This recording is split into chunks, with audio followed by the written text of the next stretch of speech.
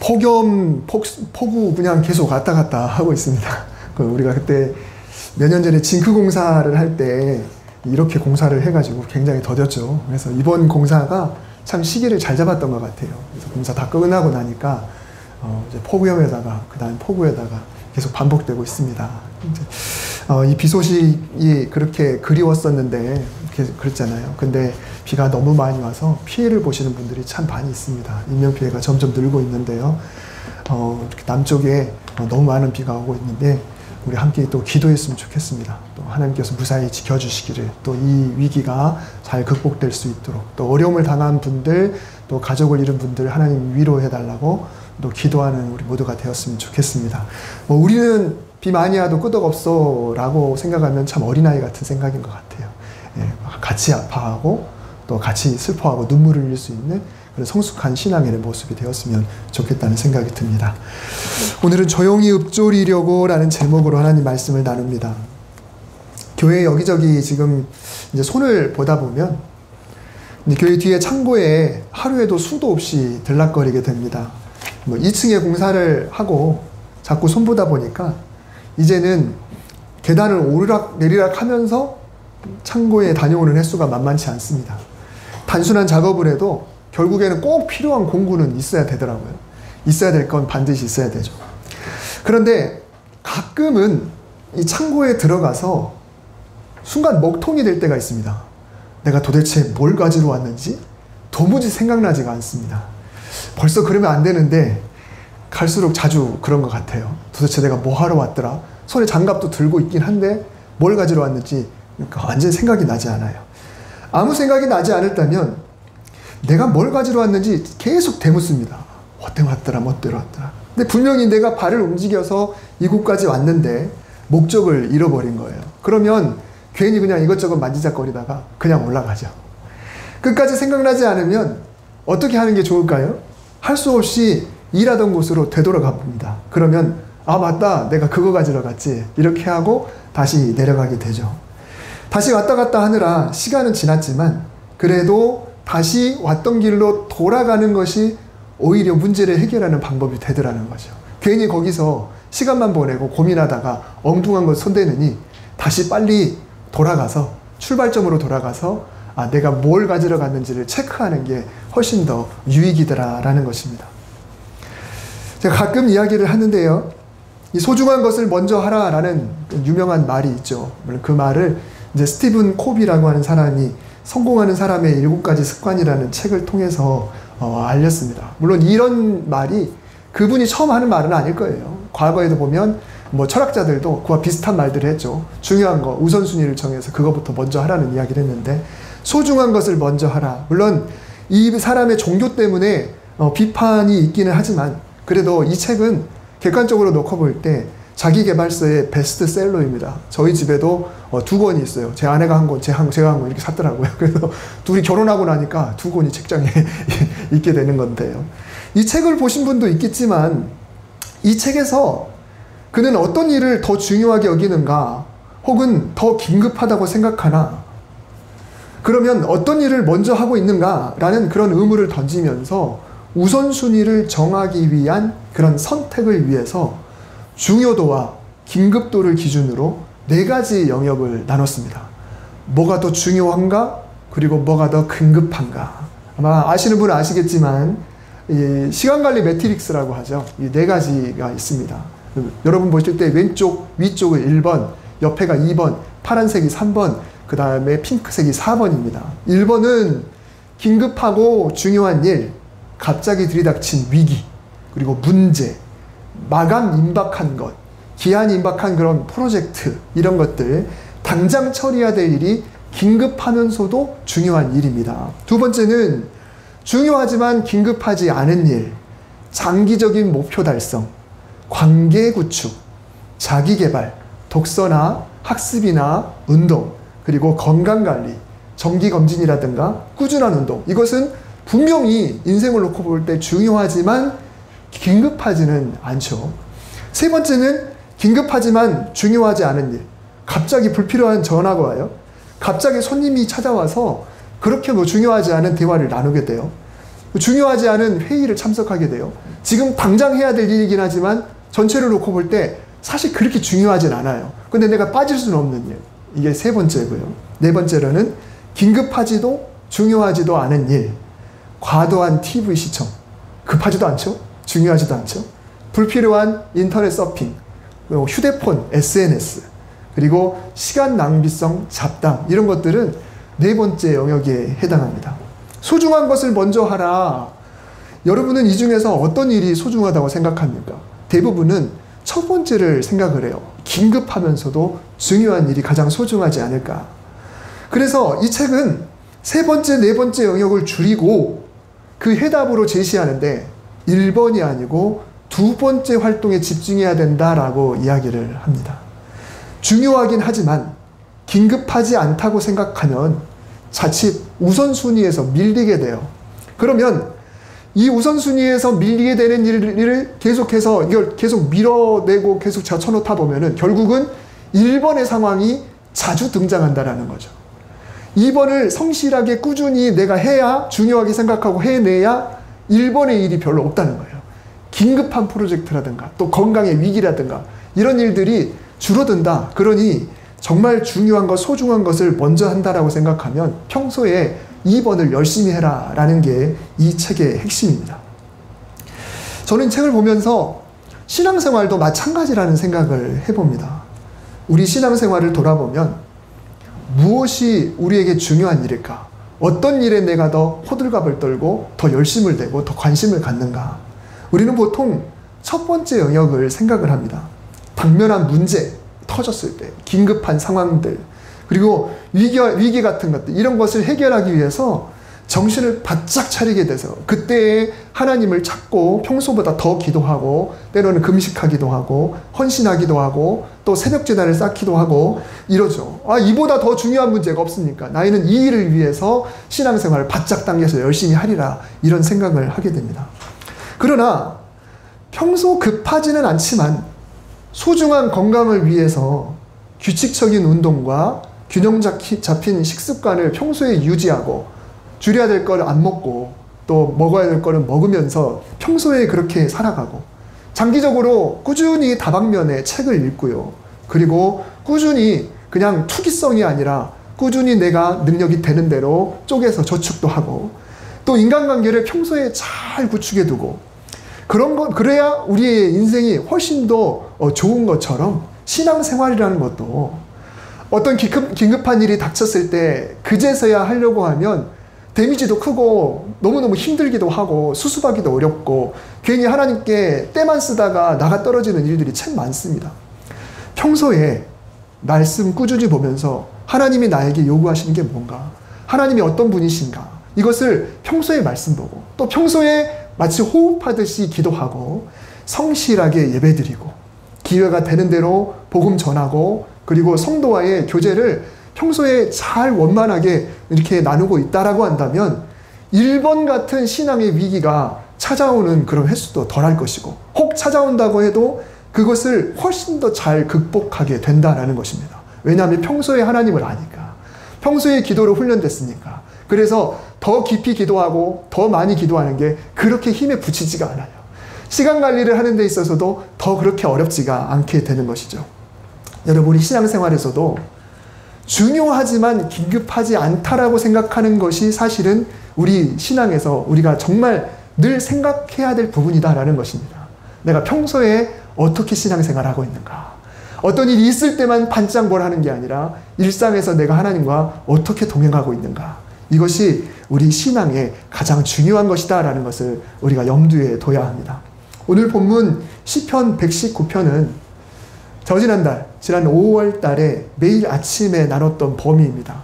보통 시편은 이렇게 돼요. 이제 매일 성경 하다 보면 1일부터 며칠까지 성경 뭐 하다가 짜투리가 남으면 그 뒤에다가 시편을 이어서 다음 달에 또 짜투리 시편 이런 식으로 하는데 시편 119편은 워낙 방대하다 보니까 그거 하나만 별도로 5월 달에 묶어서 나눴었습니다. 덕분에 새벽에 말씀을 준비하고 또 나누면서 여러분에게 카톡 보내면서 참 저에겐 유익한 그런 시간이었습니다. 시편 119편은 분량이 굉장히 깁니다. 오늘 본문도 119편 145절부터 152절 이렇잖아요. 총 176구절이나 돼요. 굉장히 길죠. 그리고 형식이 굉장히 독특합니다. 그때도 말씀드렸었는데 한글 성경에서는 이런 형식이 별로 드러나지 않아요. 그냥 단락 구분만 나 있는데 8개의 구절씩 총 22개의 단락으로 되어 있고요. 각 단락은 맨 첫 글자가 히브리어, 영어로 치면 알파벳 순서대로 되어 있습니다.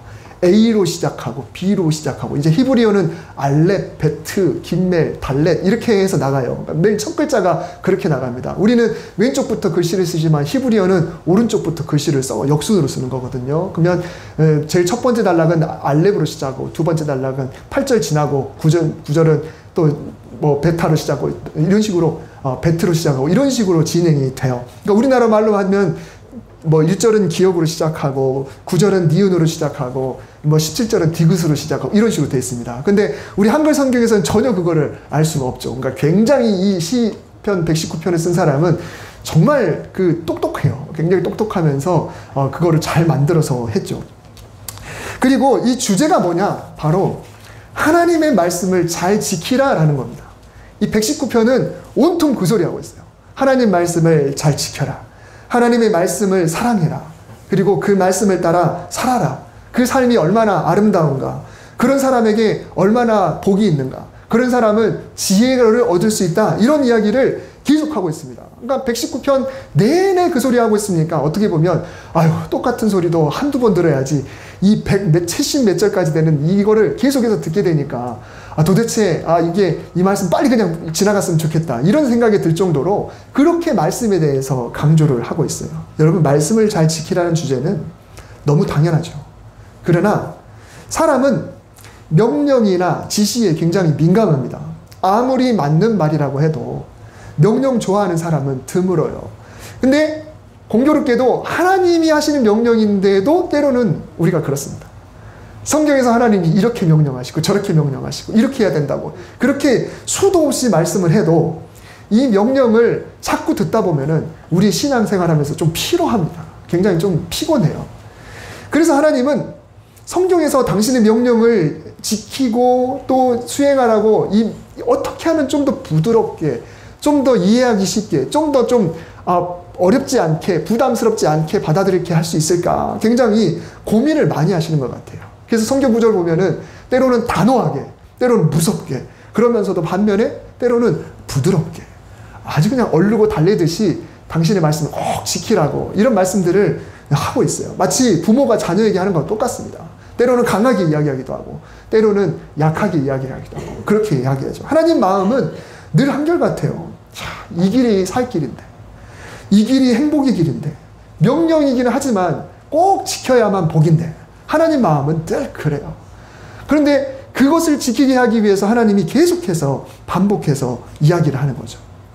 신명기 초반에 보면 모세가 이스라엘 백성을 이끌고 가나안 땅 입구 모압 평지에 도착합니다. 출애굽 1세대는 광야에서 다 죽었고 이제 2세대 이하 되는 2세대, 3세대, 4세대들과 함께 이제 가나안 땅을 가려고 모압 평지에 도착하는데 그래서 신명기 1장에서 4장까지는 가나안 땅의 출애굽부터 해서 가나안 땅의 입구까지 오게 된 그 여정을 한번 쑥 훑습니다. 그 역사를 쫙 한번 훑어요. 그리고 나서 5장부터는 이제 출애굽 2세대 이하 사람들을 본격적으로 교육하는 내용이 나오게 되는데 그 처음 시작이 뭐냐면 바로 십계명입니다. 그러니까 십계명은 출애굽기에도 나오고 그리고 신명기에도 나와요. 그러니까 먼저 계명부터 던지는 겁니다. 십계명은 말 그대로 계명이에요. 여러분 계명은 무겁잖아요. 굉장히 엄중하고 또 뭔가 부담스럽지 않습니까? 그러니 명령을 듣고 난 백성들의 마음은 똑같습니다. 그들도 아마 이걸 지켜야 돼.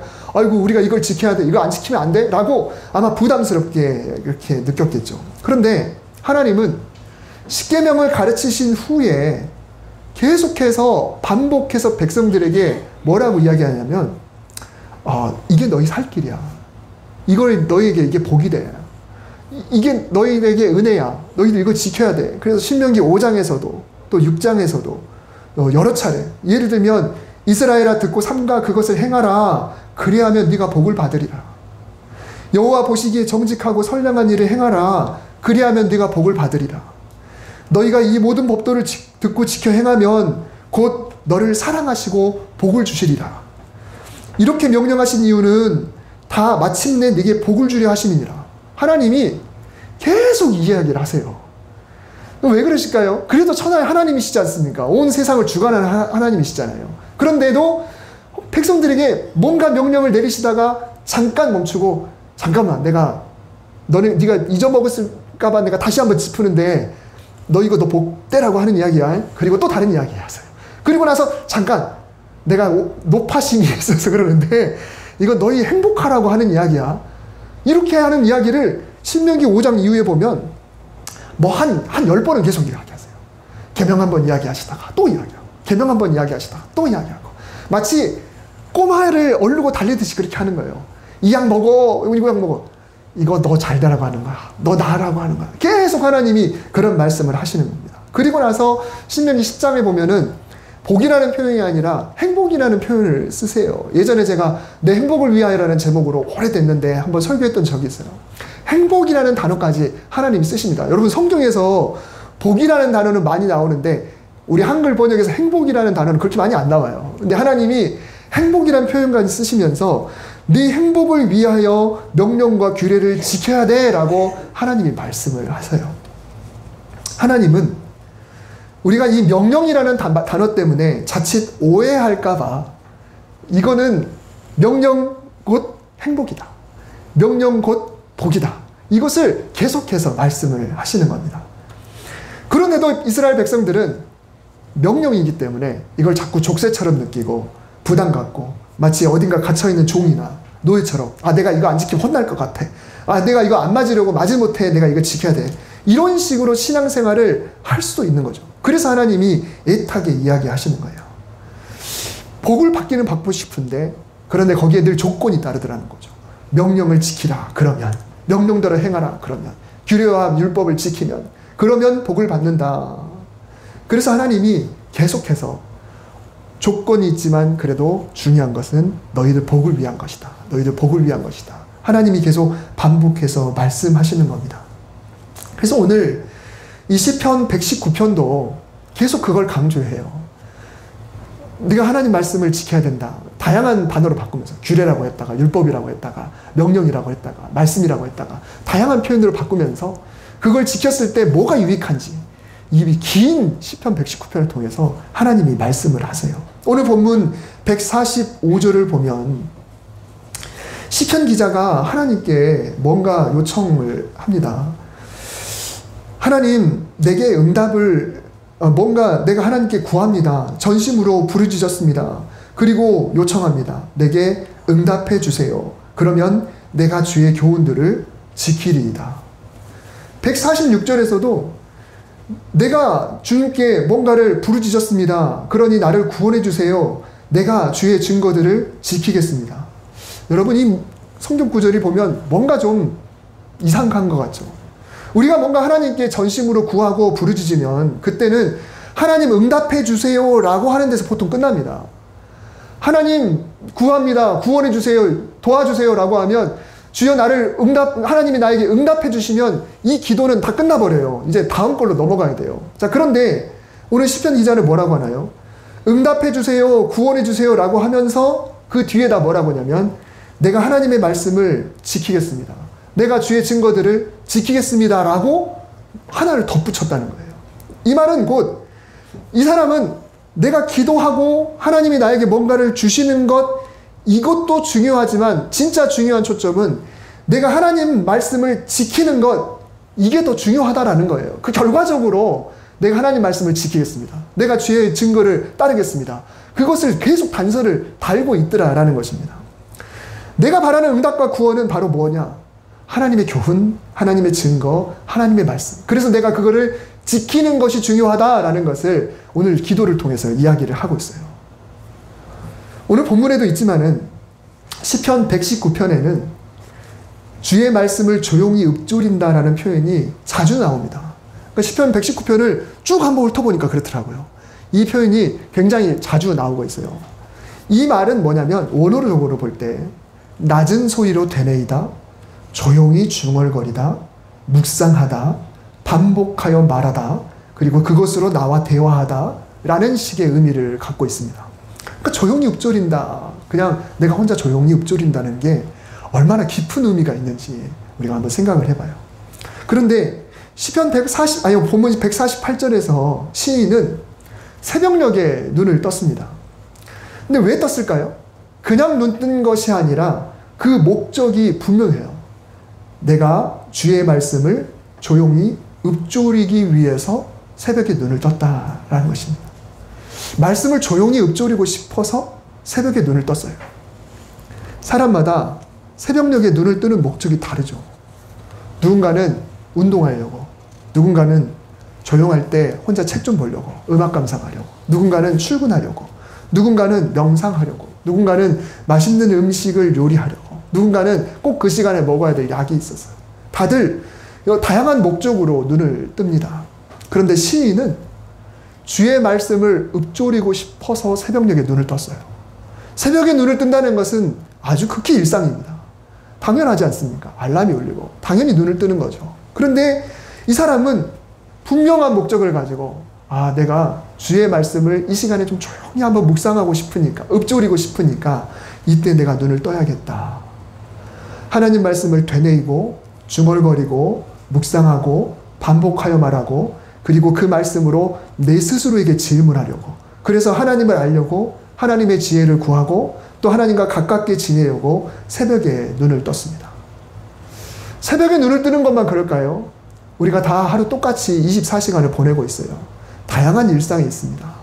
오늘 나는 무엇을 하려고 이렇게 하고 있나? 단순히 새벽 시간에 조용하니까 말씀을 읊조리려고 떴나 보다, 이게 아니고요. 내가 오늘 무엇 때문에 돈을 벌고 있는가? 내가 무엇 때문에 오늘 출근을 했을까?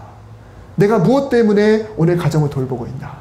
내가 오늘 무엇 때문에 이 일을 계획하고 지금까지 내가 준비해 왔을까? 내가 무엇 때문에 이 공부를 하고 있지? 내가 왜 이 음식을 먹고 있을까? 내가 왜 그 사람을 만나려고 할까? 내가 왜 살아가고 있는가? 이 모든 질문에도 사실 오늘 시편 기자와 똑같은 목적이 있어야 되는 거죠. 그 안에서 내가 하나님 말씀을 읊조리려고 그 사람을 만난다. 내가 하나님을 읊조리려고 내가 공부를 한다. 내가 하나님의 말씀을 읊조리려고 내가 돈을 번다.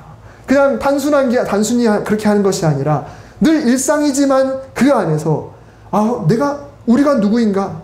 우리가 왜 이 땅에 태어났는가? 하나님이 왜 나를 지명하여 부르셨는가? 왜 하나님이 오늘도 나에게 생명을 주셔서 아침에 눈 뜨게 하시고 오늘 하루를 살아가게 하셨는가? 까마득하게 잊어버릴 수가 있어요. 제가 오늘 서두에 말씀드렸듯이 도대체 내가 뭐 하러 여기 왔지? 내가 여기 창고에 내가 뭐해 들어왔지? 근데 이게 그냥 단순히 기억력의 문제가 아니죠. 우리 성도도 처음에 구원받고 복음을 받아들였을 때는 주님이 나를 위해서 이렇게 피를 흘려서 나를 구원하셨구나. 그리고 주님이 하신 그 명령에 내가 순종해야겠구나. 그 말씀대로 내가 복음을 전하고 주님의 제자로 살아야겠구나. 이 세상에서 그리스도의 그리스도인으로서의 빛과 소금으로서 그리고 향기를 풍기는 그런 사람이 돼야겠구나라는 그 절절 끓는 그런 영혼 구령의 열정에 타오르다가도 어느 순간 내가 무슨 생각으로 살고 있지? 내가 도대체 오늘 왜 살고 있지? 정말 까마득하게 잊어버리는 그런 우리 신앙인의 모습이 있을 때가 있다는 거죠. 그러면 도무지 기억이 안 나요. 처음 말씀드렸듯이 뭐라 그랬나요? 그러면 어쩔 수 없이 출발점으로 가야 합니다. 어쩔 수 없이 출발점으로 가야 내가 그거 가지러 내가 창고에 갔었구나. 출발점으로 간다는 것은 다시 복음으로 돌아가야 되는 거죠.